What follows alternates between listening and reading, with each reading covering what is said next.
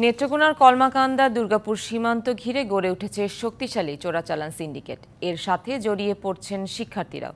সীমান্ত দিয়ে অবৈধভাবে আসছে ভারতীয় চিনি সহ নানা পণ্য। স্থানীয়রা বলছেন, চোরাচালান নিয়ে দ্বন্দ্বে 2 বছরের সাবেক ইউপি চেয়ারম্যান সহ অন্তত 5 জন নিহত হয়েছে।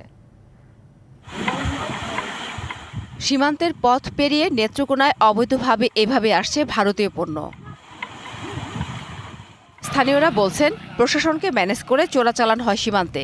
এলাকার শিক্ষার্থীরাও জড়িয়ে পড়ছেন এই অবৈধ কাজের সাথে। চিনি যে বস্তা তারা টানে, প্রতিদিন 3,000 4,000 টাকা 5,000 টাকা পায়। এই জন্য করলে তারা স্কুলে আসে না ঠিক মতো। দারোগা ওসি আসলে ওনারে টাকা পয়সা দিলে আর মুখ করছে। অবশ্যই 100% সুবিধা বলে তাদেরকে ম্যানেজ করে তারা মালটা নিয়ে গেছে। 250-টিরও বেশি ডিজাইন অপশন নিয়ে ওয়ালটন স্মার্ট ফ্রিজ, বোঝে আপনার প্রয়োজন। 2022 সালের 31শে মার্চ দুর্গাপুরের সীমান্তে সুপারি পাচারের সময় বিজিবির উপর হামলা চালায় চোরা কারবারিরা। বিজিবি পাল্টা গুলি ছুড়লে নিহত হন একজন।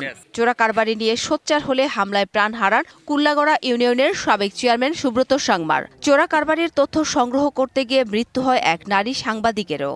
সব মিলে এ নিয়ে 2 বছরে নিহত হয়েছেন 5 জন। এখানকার সিন্ডিকেটদারীদের মাধ্যমে অবৈধ পাচার হচ্ছিল। এতে প্রশাসন কোথাও ফায়দা লুট করছে, আবার কোথাও প্রশাসন জিম্মি ছিল। চিনি ডাইভার্সন করে নেওয়ার সময়, ক্যারি করে নেওয়ার সময় আমাদের লিঙ্গুরা ইউনিয়নে 2টা শিশু বাচ্চা মারা গেছে, তারও অদ্যাবধি আমরা কোনো বিচার পাই নাই। গেল আগস্টেও টাস্কফোর্সের অভিযানে জব্দ করা হয় 4,000 বস্তা চিনি। সীমান্তে চোরাচালান শূন্যের কোটায় আনতে নানা ধরনের পদক্ষেপ নেওয়ার কথা বলছে পুলিশ। সীমান্তে চিনি সহ অন্যান্য যেসব দ্রব্যাদি চোরাচালানের মাধ্যমে এই দেশে আসছে, সেগুলোর বিরুদ্ধে আমাদের কার্যক্রম অব্যাহত আছে। আমরা এই অভিযান অব্যাহত রাখবো। আমাদের বিভিন্ন টিম, বিশেষ করে গোয়েন্দা শাখার যে টিমগুলো রয়েছে, তাদেরকে আরও নজরদারি বৃদ্ধি করতে কাজ করছি, যাতে চোরাচালান শূন্যের কোঠায় নেমে আসে।